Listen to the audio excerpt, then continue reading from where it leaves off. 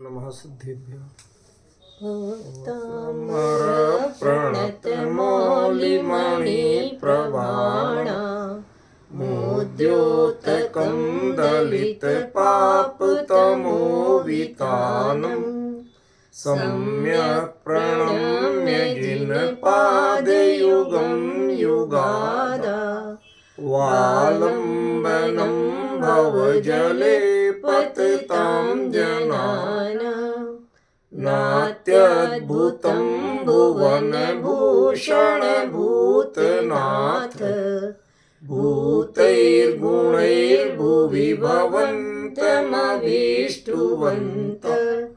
तुल्या भवन्ति भवतो ननु तेन किं वा भूत्याश्रितं य इह नात्मसमं करोति। यह आचार्य मानतुंग स्वामी द्वारा विरचित आदिनाथ स्तोत्र है, जिसे हम भक्तामृत स्तोत्र के नाम से भी जानते हैं। इसका 10वां छंद अपना चल रहा है। सरल अर्थ कर लें इसका। इति अद्भुतम न, अति, यह बहुत अधिक आश्चर्य की बात नहीं। मतलब सामान्य तौर पे आश्चर्य की बात तो है, लेकिन बहुत अधिक आश्चर्य की बात नहीं है। हे भुवन के भूषण, हे भूतों के नाथ, या भूत माने जीव से ही, यहाँ और कुछ नहीं। भूतै ही गुण ही है, जो जीव के स्वाभाविक गुण हैं, उनसे भुवि, इस लोक में, भवंतम अभीष्टुवंता, आपको जो चाहने वाले हैं, उनके वे भवतो तुल्या भवंती, वो आपके समान हो जाते हैं। ननु, वास्तव में, तेन किंवा, इसमें क्या आश्चर्य की बात है। भूति आश्रितम या यह ना आत्मसमम करोति। भूति आश्रितम, भूत आश्रितम नहीं। लोग इसका अर्थ करते हैं भूत आश्रित है। क्या भूति आश्रित? भूत माने जीव और भूति माने जीवत्व। जो जीवत्व पारिणामिक भाव है, उसका नाम यहां भूति है। ख्याल में आए? उस जीवत्व पारिणामिक भाव का जो आश्रय लेगा, वो उसको आपको अपने समान करना नहीं पड़ेगा, तो हो जाएगा। आचार्य ने तो साफ लिखा है कि आप अपने जैसा बनाते नहीं, क्योंकि हमारे यहां भगवान करता है ही नहीं। जिनके यहां भगवान करता हो, उनके यहां भी बड़ी बीमारी है। आज तक उनके भगवान ने भक्त ही बनाए हैं, किसी को भगवान नहीं बनाया। आत्मसमम ना करो थे। जो करता है वो दूसरे को बनने नहीं देते, और जो करता नहीं है तो वो बकाए को मैंने बनाया ये क्यों कहेंगे, मैंने किया मैं क्यों कहेंगे। तुम अपने पुरुषार्थ से हो गए, बहुत बढ़िया बात है। लेकिन ये तय है कि इस जैन दर्शन में ऐसी अद्भुत वस्तु व्यवस्था है, ऐसा अद्भुत दार्शनिक सिद्धांत है कि जो भी चाहे वो अपने जीवत्व पारिणामिक भाव का आश्रय लेकर भगवान की तरह भगवान बन सकता है। भगवान की तरह माने जैसे भगवान ने अपने जीवत्व पारिणामिक भाव का आश्रय लिया, वह तुम भी आश्रय लो और तुम भी भगवान बन जाओ। ठीक है ना?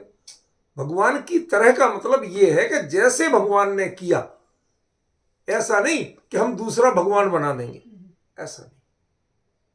जो बनेंगे वो अपनी भगवत्ता प्रकट करेंगे, वो किसी का कुछ नहीं लेंगे। ठीक है ना? ये इसका सार था। थोड़ा सा इसमें एक हल्का सा विचारणीय विषय है कि भूति आश्रितम का मतलब जो बता तो दिया, लेकिन भगवान की भक्ति करते हुए क्या भूति यानी जीवत्व पारिणामिक भाव का आश्रय लिया जा सकता है? एक प्रश्न अकेला ये बाकी था, इसी का खुलासा करने को मैंने कहा था आज। बाकी तो आगे बढ़ेंगे, अगला छंद लेंगे। थोड़ा सा विचार करो, आचार्य क्या कह रहे हैं। भूति आश्रित, भभूति आश्रितम नहीं कहा। ये भभूति माने भभूत देना, टोना टोटका करना, ये सब नहीं कहा उन्होंने। ना घी देना, ना तेल देना, ना बत्ती देना, ना राख देना, ना लौंग देना, ना दिया देना, कुछ नहीं कहा उन्होंने। सिंपल सी बात कही, भूति आश्रित। सबसे बड़ी कमी हुई है कि इस शब्द को किसी ने सही बताया ही नहीं अर्थ। भूति माने जीवत्व नाम का जो 3 पारणामिक भाव है ना, जीवत्व, भव्यत्व और अभव्यत्व। भव्यत्व और अभव्यत्व तो संयोग पर आश्रित है। माने जीव यदि मोक्ष जाएगा तो भव्यत्व पारणामिक भाव, नहीं जाएगा तो अभव्यत्व पारणामिक भाव। ये उसकी अपनी ओरिजिनलिटी नहीं है। अपनी ओरिजिनलिटी तो उसकी जीवत्व पारणामिक भाव। समझ गया? जो सब में है ही है।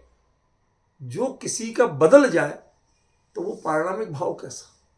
पारणामिक तो कहते ही उसको, उसका नाम ही पारणामिक है, लेकिन वो होता परिणामी, बदलता नहीं। क्या कहा रूप बहन? नाम उसका पारिणामिक है, लेकिन है वो अपरिणामी। पारिणामिक भाव कहते ही उसको है जो कभी बदलता नहीं। तो ऐसा तो अकेला जीवत्व ही है।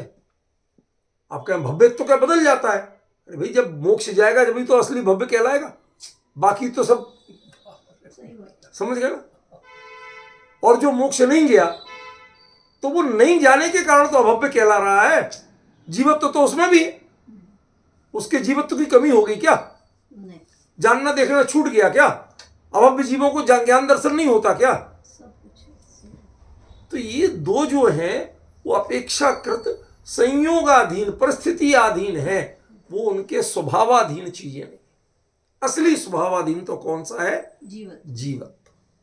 वो प्योर स्वभाव को बताता है। तो प्रश्न ये है कि क्या हम लोग जीवत्व, भगवान की भक्ति करते हुए, स्तुति करते हुए जीवत्व पारणामिक भाव का आश्रय ले सकते हैं?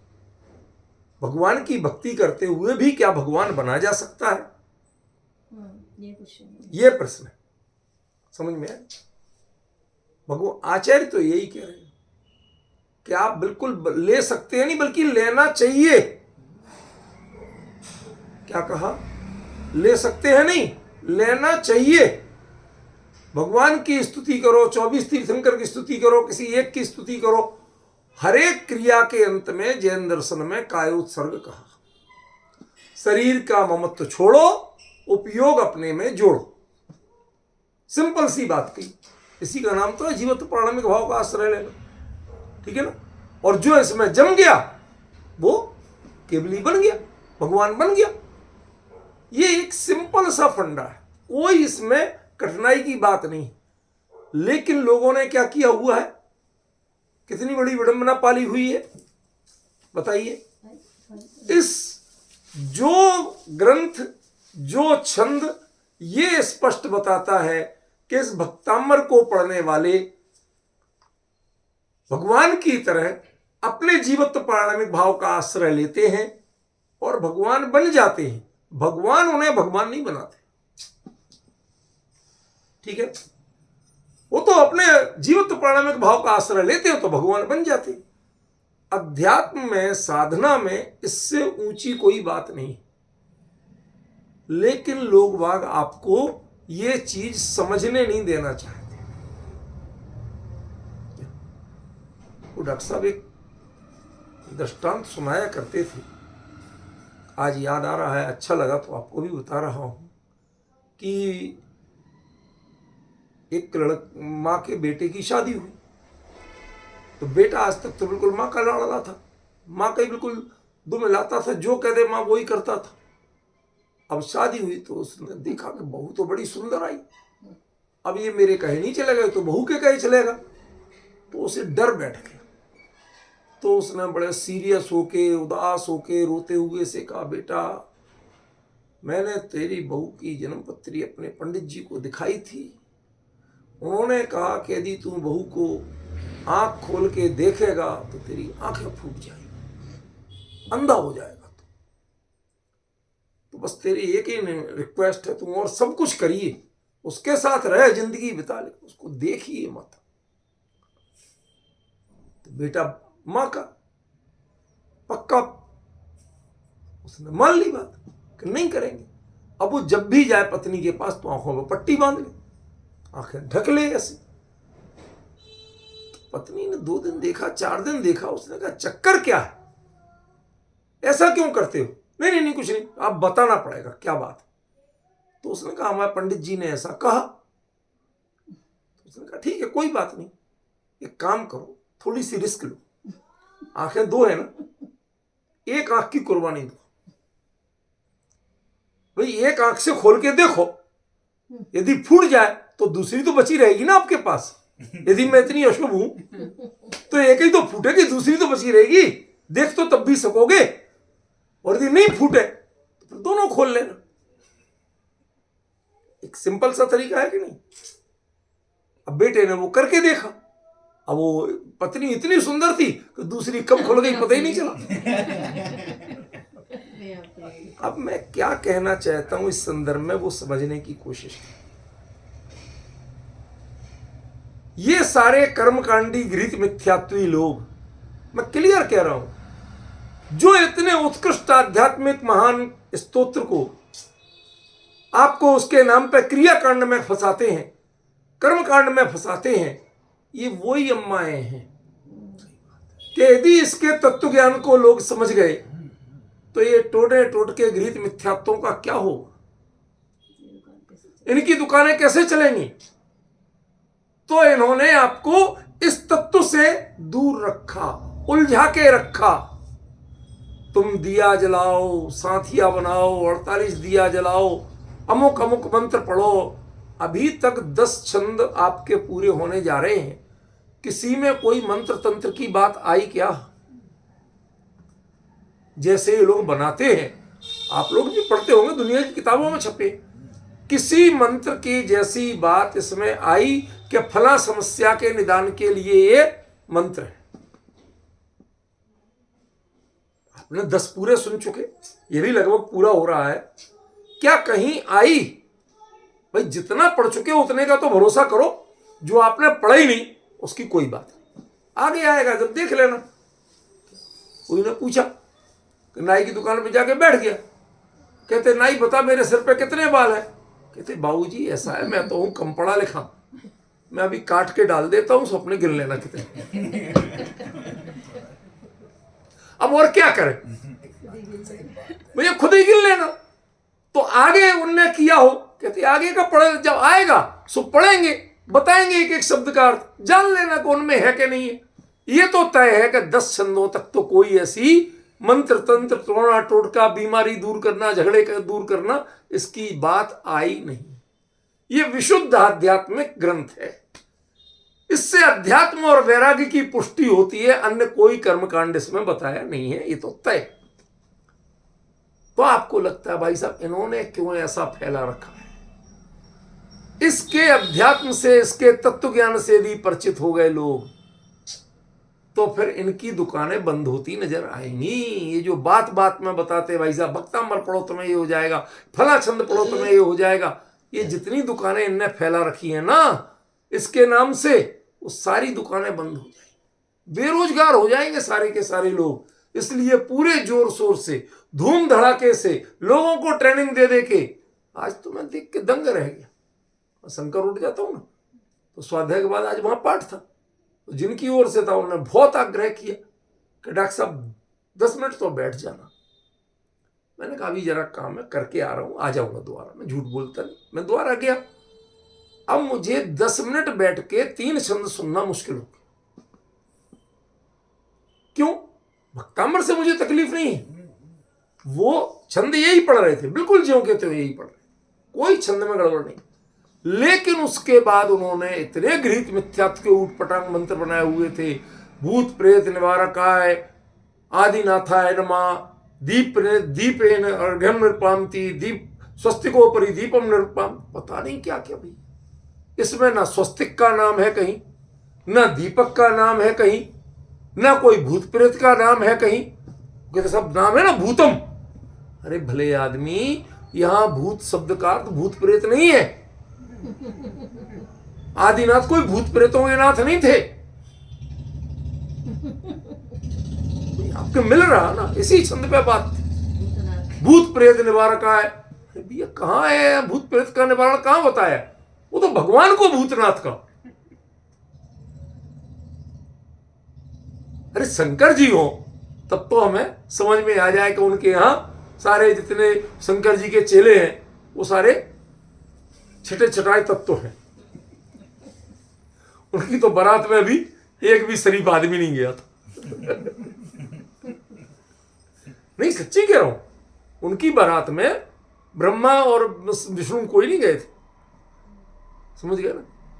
उनके चेले ही अलग थे। तो उनको भूतनाथ कहो तो समझ में आता है, जितने भूत प्रेत व्यंतर डाकनी साकनी पिशाचनी जो थे वही सब गए थे उनके। तो चलो हम मान लेते हैं कि वो भूतनाथ थे, लेकिन हमारे भगवान तो इनके नाथ नहीं है, ना इनको बुलाते हैं, ना इनके स्वामी बनते हैं, और ना इसका निवारण करते हैं। इसमें कहीं एक शब्द नहीं कहा कि आप भूत प्रेत का निवारण करते हो या भूत बाधा दूर करते हो, कहीं एक शब्द नहीं। ये कोई अद्भुत बात नहीं है, आश्चर्य की बात नहीं है कि आप भवन के भूषण हो, तीन लोक के स्वामी हो और भूतनाथ प्राणियों के एकमात्र आप नाथ हो। आप शुरुआत दिखाते हो किसकी? जिसकी शुरुआत नहीं हो सकती उसकी।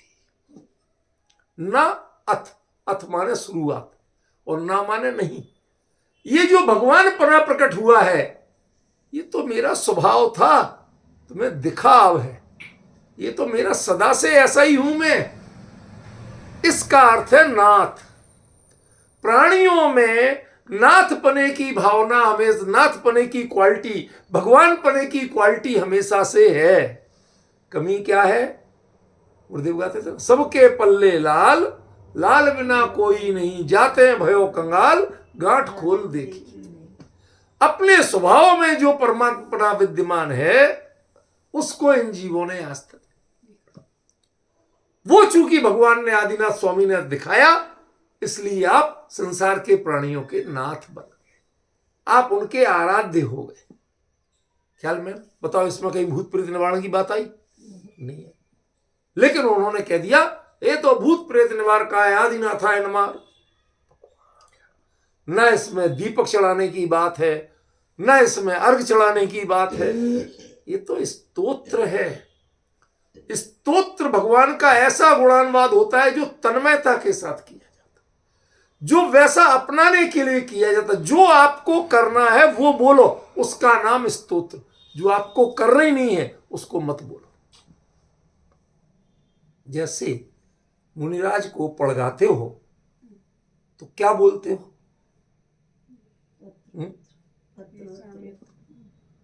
सब्र करो। मैं पूछूं तो एकदम से उत्तर देने की जरूरत नहीं।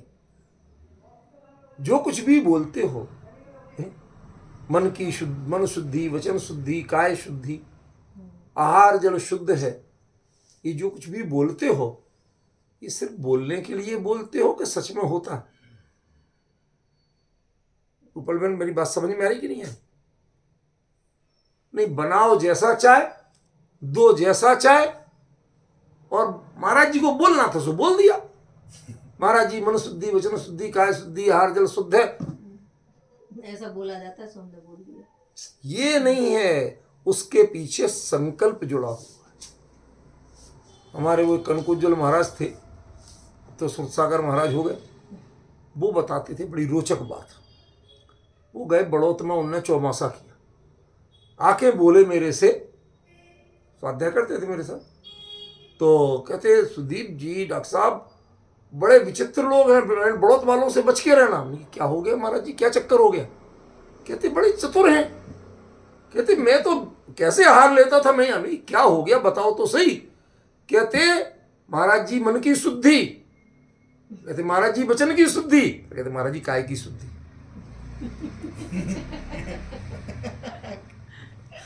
काय की शुद्धि नहीं, काय की शुद्धि। उन्हें समझ में नहीं आ रहा कि काय माने शरीर है, कि मन की शुद्धि, वचन की शुद्धि तो कहने भर की शुद्धियां, काय की शुद्धि? ऐसे कहीं मन वचन शुद्ध हुए? अरे वो तो मन वचन की शुद्धता पूर्वक ही बोला जाता है कि आहार जल शुद्ध है। तुम्हारे मन ही ठिकाना नहीं है, वचन का ठिकाना नहीं है, तो फिर काय का ठिकाना नहीं है, तो तो आहार जल शुद्ध कहां से होना। यदि उस समय आप बोल रहे आहार जल शुद्ध है महाराज, अवतरो अवतरो, आहार जल शुद्ध है, तो वो अंदर आए, प्रवेश करें, उसके पहले जो बोल रहे हो वो सच्चा बोलते हो कि झूठा बोलते हो, ये बता दो मुझे। सच्चा बोलना चाहिए। समझ गया? चाहिए नहीं, इतनी अकल तो है कि चाहे वो उद्दिष्ट हो या अनुद्दिष्ट, लेकिन कोई जैन आज अशुद्ध नहीं खिलाएगा। ये हो सकता है कि वो उद्दिष्ट हो, क्योंकि अब नहीं है, लोगों के घर में उतना शुद्ध नहीं बनता, तो कोई बड़ी बात नहीं कि वो उद्दिष्ट हो, ये कमजोरी तो हम मानते, लेकिन उद्दिष्ट होते हुए भी वो महाराज जी को महाराज जी के अनुसार शुद्ध चीज ही देगा, अशुद्ध चीज नहीं देगा। यदि उसमें अकल ही नहीं, बिल्कुल पता ही नहीं, तो भूल चूक होना बात दूसरी है, बाकी वो जानबूझ के नहीं करेगा, चाहे कहीं से कितनी कष्ट करके, किससे पूछ के, किससे मांग के, कैसे करे, समझ गए ना, लेकिन वो करेगा वो ही। ये तो मानते हो ना, स्तोत्र वही चीज है। जैसे आप मुनिराज को आहार के लिए पड़गाते समय जो कुछ बोलते हो वो सच ही बोलते हो, वैसे ही खिलाना चाहते हो, वैसे ही आगे करना चाहते हो, तो भक्तामर कहता है कि जो इसमें बोलो वो जो तुम्हें करना हो वो बोलो, जो नहीं करना है मत बोलो। जो तुम अप्लाई करना चाहते हो, जो तुम वास्तविक जिस मूड में हो, जो तैयारी तुम्हारी है, उतना बोलो, फालतू की बातें मत बोलो। चापलूसी करने की जरूरत नहीं, मस्का मारने की जरूरत नहीं, समझे ना।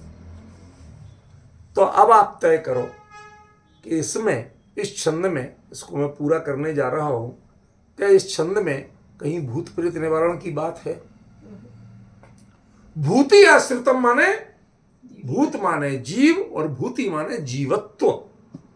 जो जीवत्व नाम का पारिणामिक भाव है, तत्वार सूत्र में 3 भाव पारिणामिक भाव कहे, जीव भव्या भव्यत्वानि चेत, ठीक है ना, उसमें जो सबसे उत्तम परम पारिणामिक भाव है जीवत्व, उसका जो आश्रय लेता है वो, उसको भगवान अपने समान नहीं बनाते, वो खुद भगवान के समान बन जाता है।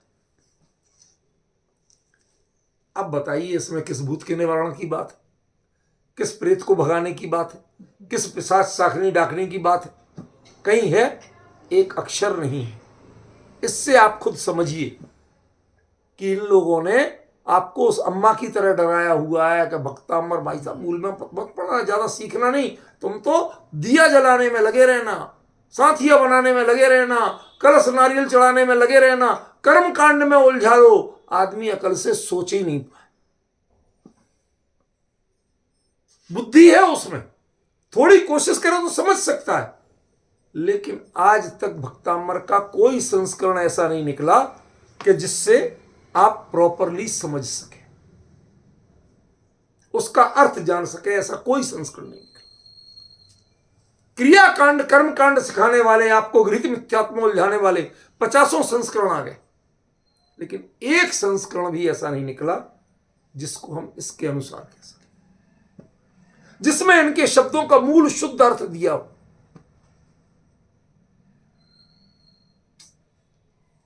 सब जगह यही लिखा कि भगवान अपने समान नहीं करें तो ऐसे क्या है, पतित जनों को निज सम करते, क्या है इसमें लिख रहे कि आप अपने समान नहीं बनाते हो, वो अपने जीवत्व पारिणामिक भाव का आश्रय लेकर स्वयं समान बन जाते। आचार्य ये लिख रहे, और आपको अर्थ क्या सिखाया जाता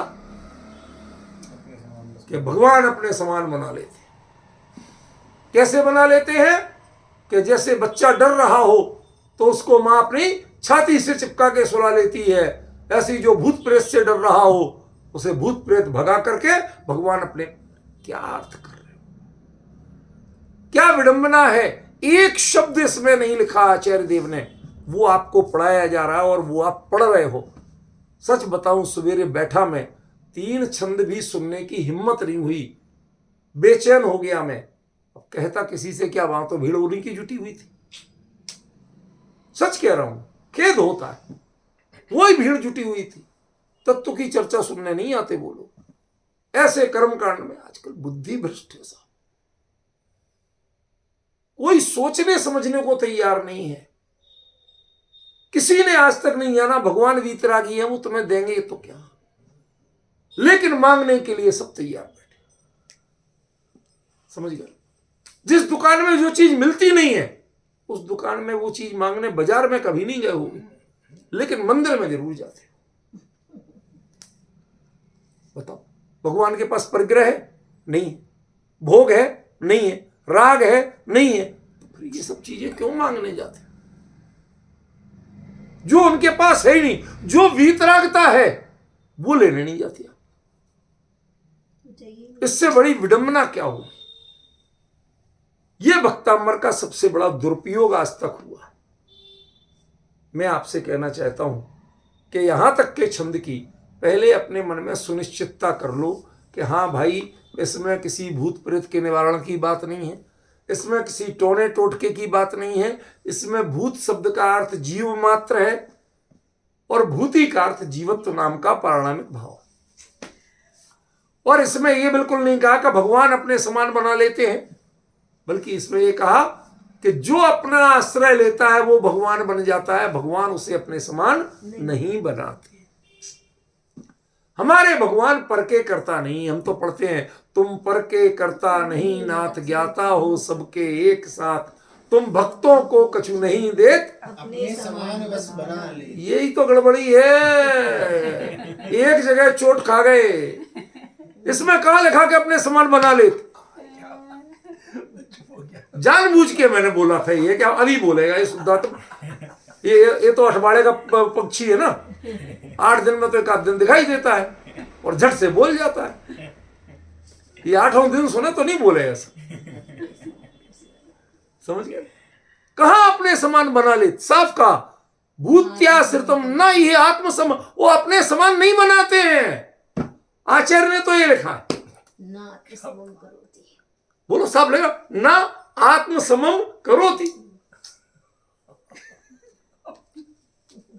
क्लियर लिखा है कि वो अपने जैसा नहीं बनाते हैं। और आप क्या लिख रहे हैं? अपने समान बस बना ले, यह मैंने तेरी सुनी आन। अब बताओ ये क्या हो गया? आपके वो पूजनों में क्या है? अब बताओ जरा, है हिम्मत स्वीकार करने की? तभी तो भ्रमित हो गए।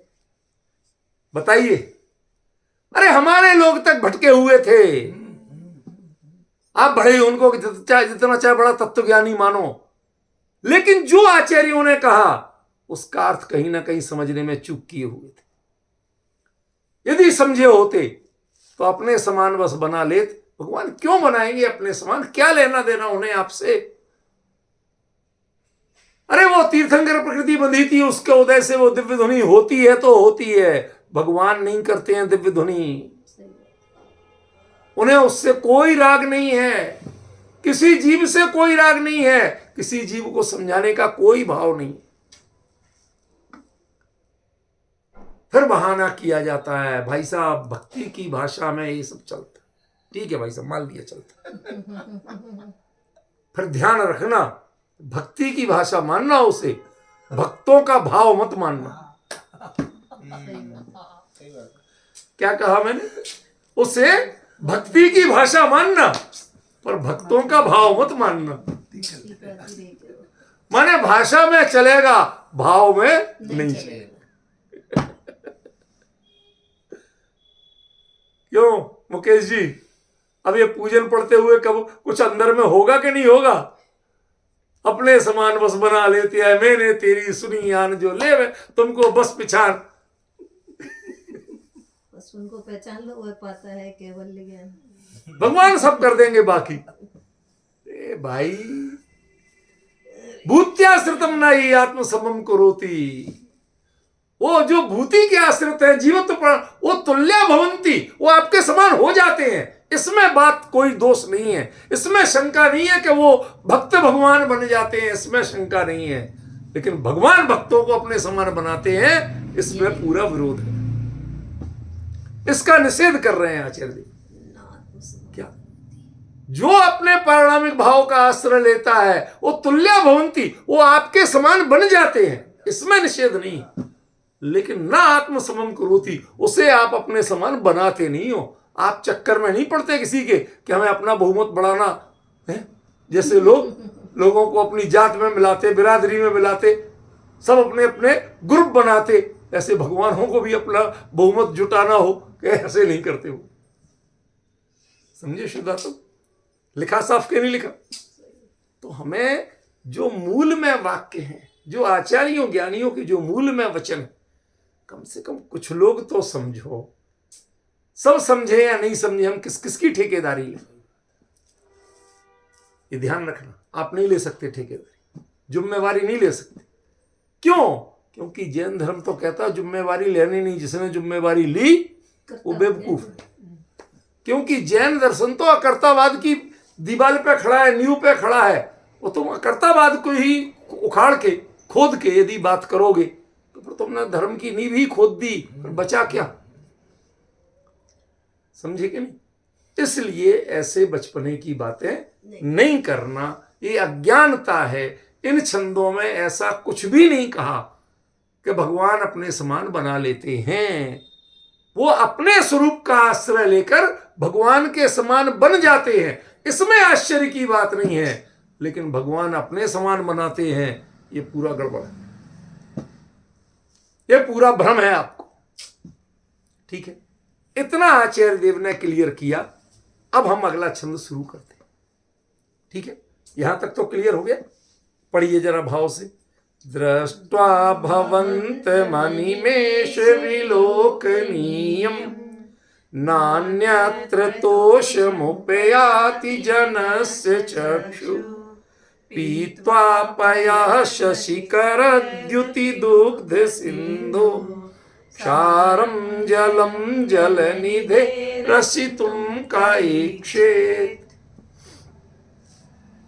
यह छंद बिल्कुल वास्तव में अनुभव के बाद का छंद है। अनुभव किए बिना जो इस छंद को पढ़े उसे अर्थ ही पता नहीं चला क्या अर्थ है। शुरू से देखो, दृष्टवा और पीत्वा दो बात है। दृष्टवा ये जानना, देखना, दृष्टि का विषय, और पीत्वा आनंद का अनुभव करना। ये दोनों कार्य अनुभव के काल में होते हैं या अनुभव से बाहर होते हैं? ठीक है ना? अब देखो, ये दो चीजें ध्यान रख के फिर इसका अर्थ पढ़ो। विस्तार तो आगे चलेगा, अभी तो हम शब्दार्थ लेते हैं। दृष्टवा देखकर, देखकर माने बिना देखे बात मत करना। जो देख ले वो आगे बोलना, जिसने देखा नहीं उसको बोलने का अधिकार नहीं। ये छंद उसको बोलने का अधिकार नहीं है जिसने ज्ञायक को, ऊपर आया था ना जीवत्व पारिणामिक भाव, भूत्यास्तम, जिसने उतना देख लिया, करके देख लिया, वो तो आगे बोले। क्या बोलेगा वो? अनिमेष विलोकनीयम। अनिमेष बिना पलक झपकाए, विलोकनीयम देखने योग्य, भवंतम आपको। अब देखो, भवंतम इसके दो अर्थ हैं। थोड़ा कोई संस्कृत का जानकार हो तो थोड़ा ढंग से समझाऊं हिम्मत से, नहीं तो ये सामने जितने प्राणी दिख रहे हैं उनमें तो ऐसा ज़्यादा पात्र दिख नहीं रहा कि मैं समझाऊं और वो समझ जाए। अरे वो भी कितनी ज्ञानी हमें पता है। सुनो, घबराओ नहीं, बताता हूं। एक शब्द है भवान, भवंतम, भवंतः। भवान माने आप, भवंतम माने आप दोनों, और भवंता माने आप सब। ठीक है, सरल हो गया। तो भवंतम ये रूप तो बना। यदि भवंतम का अर्थ आप दोनों हो तो दूसरा कौन है ये बता दो। पॉइंट ख्याल में आया कि नहीं है? भाई आपने यही तो पढ़ा ना, भवान, भवंतौ, भवंतः, फिर से आता है भवंतम द्वितीया को, आपको। वो तो हो सकता है लेकिन आप दोनों तो नहीं हो सकता। ठीक है, चलो इसको छोड़ दो। दूसरा होता है भू धातु क्षत्रिय प्रत्यय प्रेजेंट कंटिन्यूअस टेंस, उसमें रूप बनता है भवन, होते हुए, फिर होते हुए को, क्या होते हुए को, जो घटनाक्रम घटित हो रहा है उसको देखना, उसको भी भवंतम कहेंगे। भवंतम घटनावृत्तम पश्य या भवंतम घटनाक्रमम दृष्ट्वा, होते हुए घटनाक्रम को देखकर। यहां अर्थ वो है, आपको देखकर अर्थ नहीं। जब आपने जीवत्व पारणिक भाव का आश्रय लिया, यही बात पिछले में आई थी, अब जब उसका आश्रय लोगे तो आप किसको देखोगे? अपने स्वरूप को, निस्त्रिकाली ध्रुव ज्ञायक को, कि संसार को? अपने को। तो जो अब अंतर में घट रहा है उसको देखकर, वो कैसा था? अनिमेष विलोकनीयम, पलक झपकाए बिना देखने की चीज है। अरे भले आदमी आंखों से जो देखे ही नहीं जाता, और अंतर चक्षु के पलक नहीं होते, ज्ञान चक्षु के पलक नहीं होते, और चर्म चक्षु से देखा नहीं जाता। तो यहां अनिमेष विलोक नियम का क्या अर्थ है? जो आंखों से नहीं देखा जाता, क्योंकि आंखों से देखोगे तो पलक तो झपकेंगे। पलक झपकना माने व्यवधान तो आएगा, लगातार नहीं देखा जा सकता है। और निज गायक कैसा है? अनिमेष विलोकनीयम, जिसमें व्यवधान कोई बर्दाश्त नहीं करे, लगातार चलता रहे, ऐसा स्वरूप है। ना अन्यत्र तोषमुपयाति जनस्य चक्षु। उस गायक का अनुभव करने के बाद यदि हमारे उपयोग, या चक्षु का मतलब उपयोग है, दर्शनोपयोग, वो जो चक्षु हैं वो ना अन्यत्र, तो फिर वो जगत को देखते हैं, जानते हैं, लेकिन किसी में भी संतुष्ट नहीं होते, तृप्ति नहीं होती। इसे क्या जाने? जाना तो हमने उसे, इसे हम क्या करें जान के? इसमें वो चीज है ही नहीं।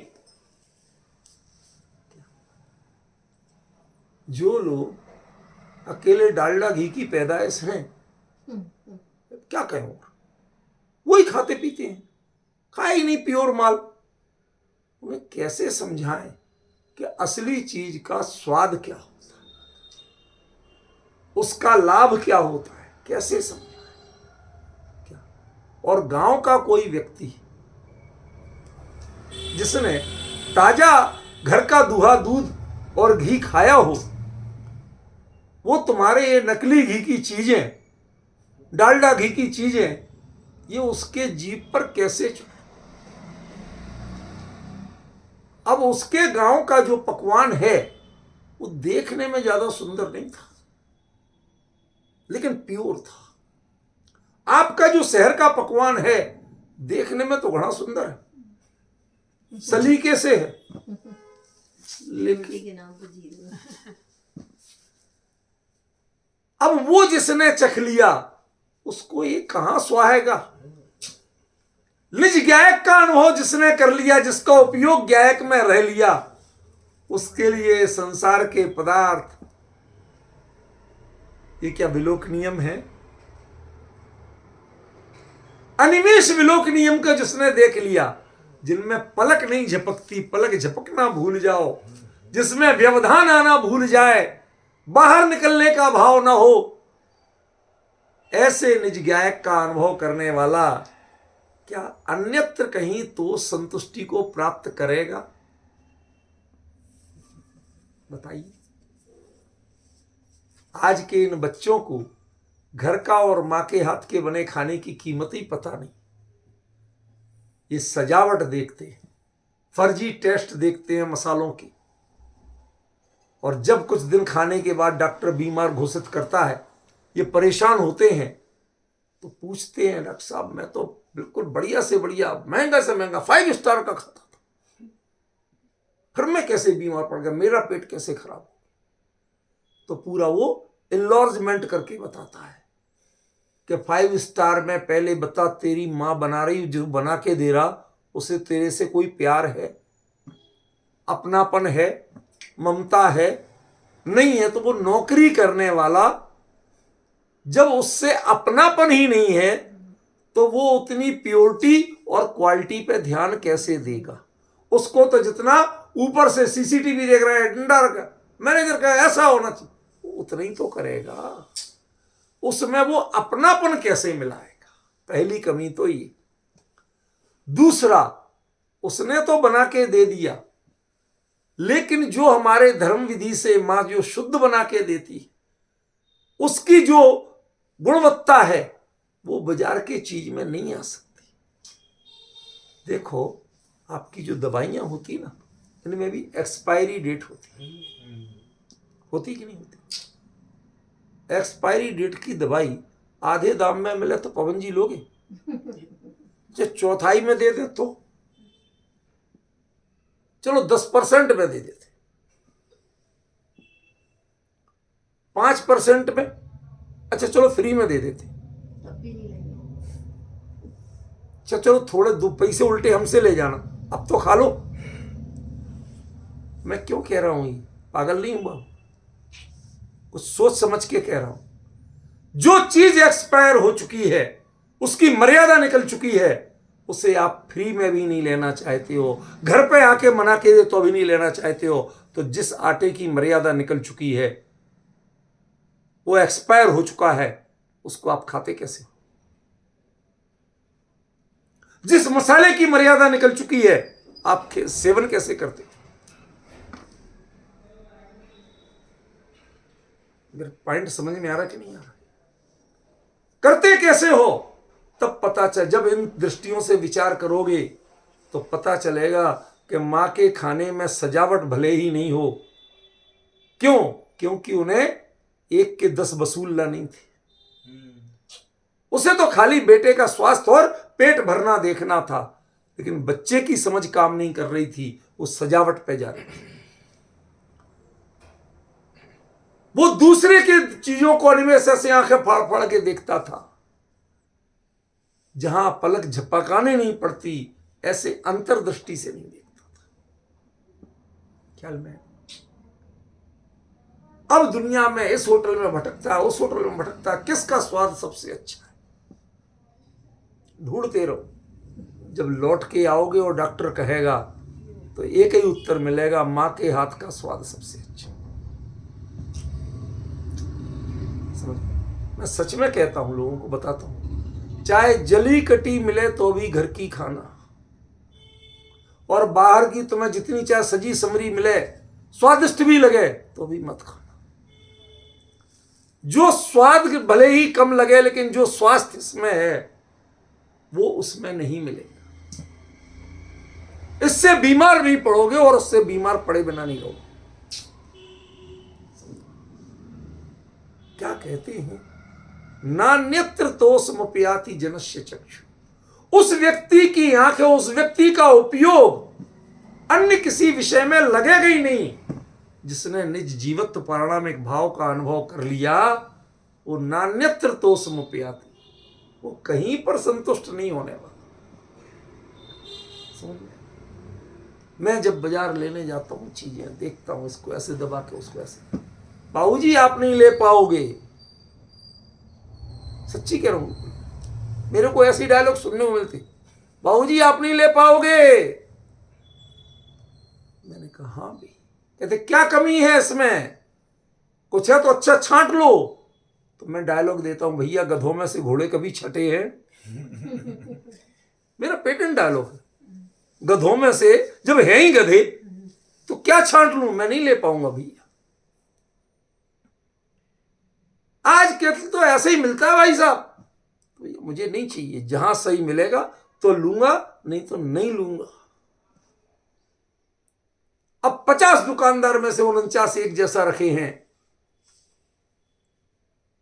हम वो एक का भाई साहब बच्चे कहते हैं देखने में वही है, साइज वही है, फिर भी आप उसके 1.5 गुना दाम दे रहे हैं। अब हम उन्हें कैसे समझाएं कि उसमें ताजगी है। आजकल फलों पे मोम लगाया जाता है, एकदम चमचमाता हुआ दिखता है, आप वो लेते हैं, वो वैसे ही है जैसे डोकरी को मेकअप करके। सच कह रहा हूं आपको, वो मोम यदि पिघला दो, उसके बाद उस सेब की कलर और चमक देखना, आप खाना नहीं चाहोगे। झुर्रियां सी दिखेंगी उस पे, वो रखे रखे जो झुर्रियां सी पड़ती हैं जैसे बूढ़ी के पड़ती हैं, उसको बचाने के लिए मोम लगाया जाता है। एकदम चमकदार और खिंची हुई स्किन वाला दिखता है। अरे ये मेकअप की जरूरत किसको है? जिसकी कुदरती अच्छी हो उसे नकली मेकअप चाहिए? वो कहते भाई साहब इतनी बढ़िया समझ में नहीं आ रही। हाँ भैया नहीं आ रही, पहले इसका मेकअप उतार के दिखाओ, फिर हम बताएंगे है कि नहीं। सच के रूपल बहन आए दिन मेरे साथ ही झगड़े होते। जो मंडी में जानते हैं मुझे, कहते भाई साहब वो नहीं लेंगे। कई लोग तो कहते डॉक्टर साहब आपके लायक नहीं है, तो दूसरे लोग कहते अरे हम लोग ले रहे, हमें दे रहा तू, और उनके लायक। अरे भाई साहब वो थोड़े कंजूस आदमी हैं, उन्हें सस्ता चाहिए। पर हमें आंख से ज्यादा डॉक्टर साहब कुछ कहना मत, चुपचाप जाओ। हमें पता है आपको क्या चाहिए, और वो चीज मेरे पास है नहीं। मेरे पास नकली मेकअप वाली चीजें हैं, ओरिजिनल फ्रेश आइटम नहीं। आपको हमारे यहां संतुष्टि मिलना नहीं, और मैं आपको संतुष्ट कर नहीं सकता, क्योंकि जो आपको चीज चाहिए वो मैं लाए ही नहीं। पवन जी समझ रहे हो, लाए ही नहीं हूं।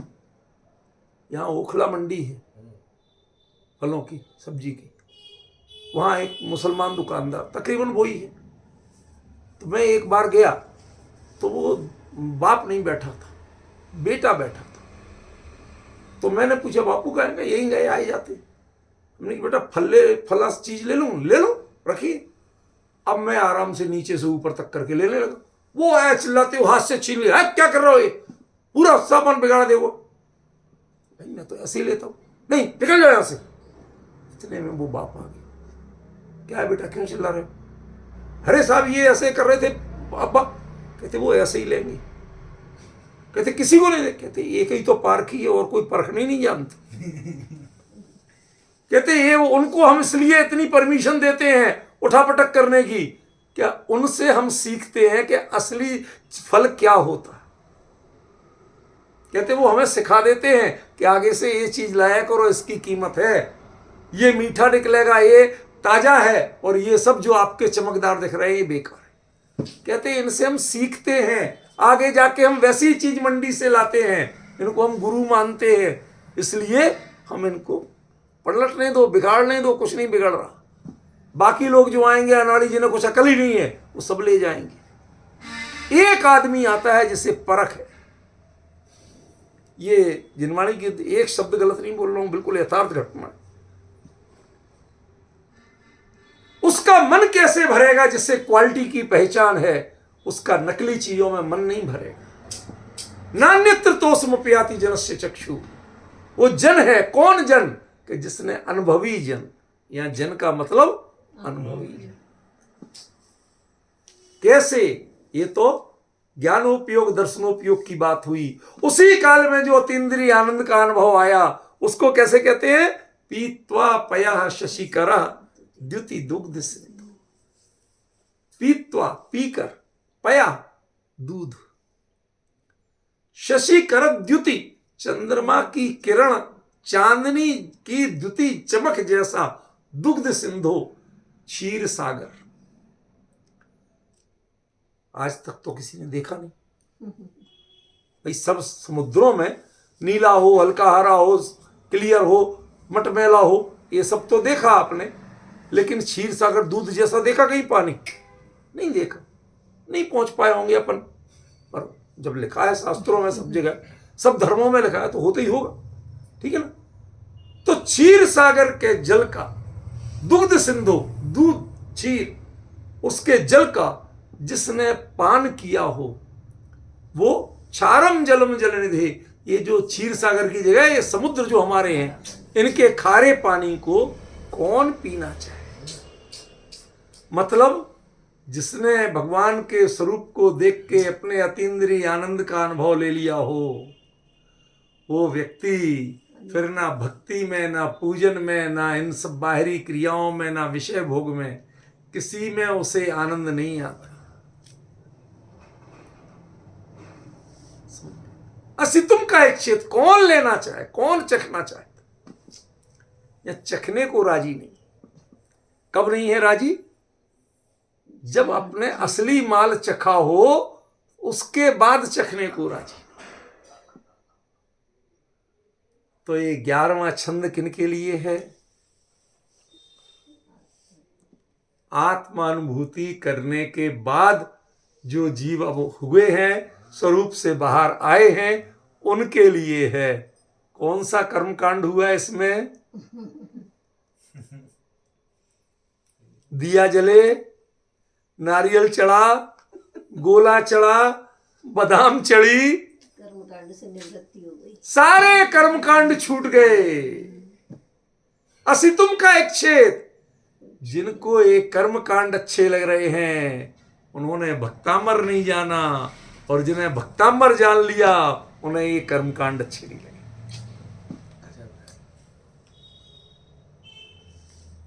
बताओ ये लिखा है या नहीं लिखा, ये बताओ दो। मैं कुछ उसमें मिलावट तो नहीं कर रहा, ज्यों का त्यों शब्द का अर्थ बता रहा हूं कि नहीं। थोड़ा सा विचार करो, थोड़ा सा धैर्य रखो, पहचानने की कोशिश करो कि आचार्य ने क्या कहा। पलक झपकाना भूल जाए ऐसे तो देखना। आप संसार में जितनी चाहे टकटकी बांध लो, एक लिमिट है, पलक झपक ही जाए। लेकिन जिसमें पलकों की आंख से देखोगे ही नहीं, उसकी पलक कब झपकेगी? जिसमें पलक होती ही नहीं, वो झपकेगी कहां? निज दर्शनोपयोग और ज्ञानोपयोग, उसका विषय जब निज गायक बनता है तो उसमें पलक कभी झपकती नहीं है। कितनी देर रहता है वो उपयोग अंदर में, ये बात अलग है, लेकिन जितनी देर रहता है उतनी देर पलक झपकती। वो अपने आप बाहर आए तो आए, लेकिन कोई उसमें व्यवधान पैदा करता नहीं।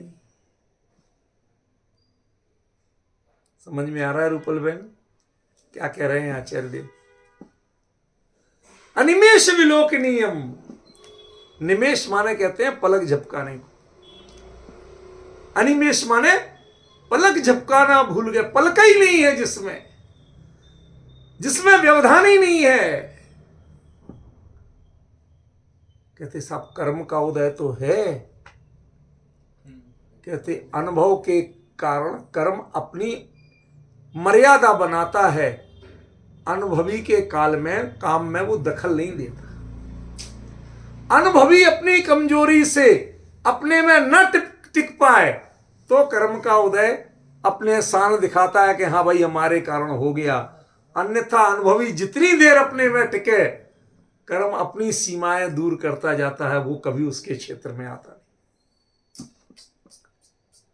अनुभव की स्थिति तो अनिमेष विलोकनीयम ही है, उसमें कोई व्यवधान करने वाला नहीं। क्यों? थोड़ी देर के लिए हुआ तो चौथा गुण स्थान, और देर टिक गया तो 5वां गुण स्थान, अप्रत्यक्षाना वर्ण चली गई, और देर टिक गया तो प्रत्यक्षाना, माने कषाय भाव ये अपनी मर्यादाएं बनाएंगे, वो अनुभवी के कार्य में व्यवधान नहीं डालते। आपको पढ़ाया क्या जाता है कि भैया जितनी कषाय का उदय है उतना ही अनुभव कर पाओगे। आपको निमेष विलोक नियम पढ़ाया जाता है, और आचार्य कह रहे हैं कि अनुभव का जो परिणाम है वो अनिमेष विलोक नियम है, उसमें कोई व्यवधान नहीं डाल सकता। तुम करो कितना कर सकते हो, कर्म अपनी मर्यादाएं अपना बोरिया बिस्तर समेट के जाएगा। पढ़िए जरा क्या लिख रहे हैं आचार्य। आप अपना एकाग्रता करिए, कर्म अपना बोरिया बिस्तर समेट के जाएगा, वहां तक खिसकता जाएगा जहां तक आप स्वरूप से बाहर आने को तैयार नहीं। समझ रहे हो क्या कहा है आचार्य देव ने? नान्यत्र, तो उसके बाद में जगत का कोई पदार्थ उसे अच्छा लगना ही नहीं, तृप्ति मिलना ही नहीं। क्यों? क्योंकि इस अनुभव की जाति, उसका आनंद किसी भी इंद्रिय विषय में है ही नहीं। जब वो उसकी क्वालिटी ही नहीं है तो संतुष्टि कहां से है? समझ में आ रहा पवन जी? क्वालिटी तो हो तब तो संतुष्टि आए। आपने अभी क्वालिटी ही नहीं देखी तो संतुष्टि कहां से? क्लियर हो रहा है? और साथ में पीत्वा, ये पीत्वा, ये अनुभव की पर्याय का वो आतीन्द्रिय आनंद का क्षण है। एक उपयोग का जानने देखने का कार्य और एक अतीन्द्रिय आनंद का कार्य, ये दोनों अनुभव में युगपत होते हैं। एक छंद में पूरा अनुभव बताया गया। आगे जब चलेगा तो एक एक छंद के एक एक शब्द पे पूरा पूरा समय लिया जाएगा। अभी सिर्फ शब्दार्थ बता रहा हूं, अभी इससे ज्यादा नहीं बता रहा। कम से कम ये तो नहीं कह सको कि इस शब्द का अर्थ मुझे नहीं आता। पीत्वा माने पीकर, पया माने दूध, शशि कर द्युति, चांदनी की द्युति के समान, चमक के समान, चांदनी जैसा चमकता हुआ, दुग्ध सिंधु, क्षीर सागर का जो जल, दूध जो पी ले, वो क्षारम जलम, खारा पानी, जल निधे समुद्रों का एक शीत, कौन पीना चाहता? असितुम का एक शीत, कौन चखना चाहता है? आपका उपयोग में संसार के विषय जब तक संसार के समुद्र के पानी जैसे खारे और वमन करने लायक ना लगने लगे, मुंह में चला भी जाए पानी, कितने ही प्यासे हो, लेकिन समुद्र का पानी मुंह में चला जाए तो कोई हलक से नीचे नहीं उतारना चाहता, वमन ही करना चाहता। ऐसे ही अनुभवी के लिए संसार के विषय, उसका आनंद स्वीकार्य नहीं है, बल्कि उसे वमन करने का भाव होता है। कब निकले ये मेरे गले के नीचे नहीं चले जाएं। रूपल बहन, कभी सोचो कितनी बड़ी बात कह दी आचार्य। कितने ही प्यासे हो आप, लेकिन समुद्र का पानी पी के प्यास नहीं बुझा सकते। उससे प्यास किसी की नहीं बुझी आज तक, कोई गले से नहीं। मुंह गीला कर ले तो कर ले, लेकिन गले से नीचे नहीं उतार पाया। मुंह गीला कर भी लेगा तो ऐसा खारा हो जाएगा कि उसे उसको साफ करने के लिए भी पानी चाहिए, उसको धोना पड़ेगा, वो चलेगा नहीं। ऐसे ही संसार के विषयों का रस ले भी ले तो वो रस बर्दाश्त नहीं होगा। वो जल्दी से जल्दी, जैसे समुद्र का खारा पानी मुंह में चला जाए तो भाग के जाते हो, अपने पानी उठाते हो, पीने का जल जो भर के रखा है उससे कुल्ला करना चाहता है।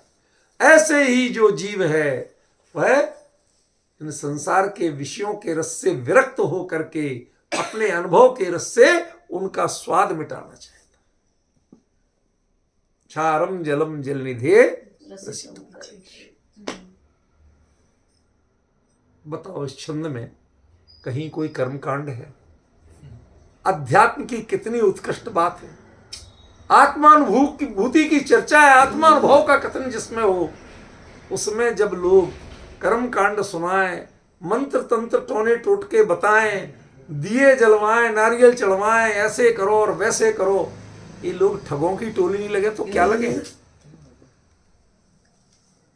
खुल के कह रहा हूं, जहां तक जाना हो वहां तक भेजो। जो कराते हैं आ जाए सामने, सिद्ध करके बताऊंगा कि हाँ तुम ठगों की टोली हो और कुछ नहीं। आचार्य ने ऐसा कहीं नहीं कहा जो तुम सिखाते हो। है तुम्हें ज्ञान तो आ जाओ, जितनी हिम्मत है, जितने चावड़े संस्कृत के पंडित आ जाओ, चैलेंज देता हूं, सिद्ध करके बताओ कि जो मैं कह रहा हूं वो गलत है और जो तुम कह रहे हो वो सही। इसीलिए आपको पहले मैं एक एक शब्द का अर्थ बताता हूं, अच्छी तरह समझो। पहले दिन में अकेला शब्दार्थ समझ, कोई हड़बड़ी नहीं है। कम से कम भाषा का भ्रम तो मिट जाएगा, फिर तो धोखा नहीं खाओगे। उसके बाद भावों की चर्चा तो हमारी चलती रहेगी। भावों में हमें लिमिट नहीं है, पर पहले भाषा समझना भी जरूरी है कि एक शब्द का प्रयोग क्या किया, उसका अर्थ क्या होता है मूल में, वो तो जानो आप। ख्याल में ये चर्चा आचार्य देव ने यहां की। अब इसके एक एक पंक्ति पर, एक एक भाव पर विस्तार से चर्चा जो चलेगी वो अगले संडे से चलेगी। आज से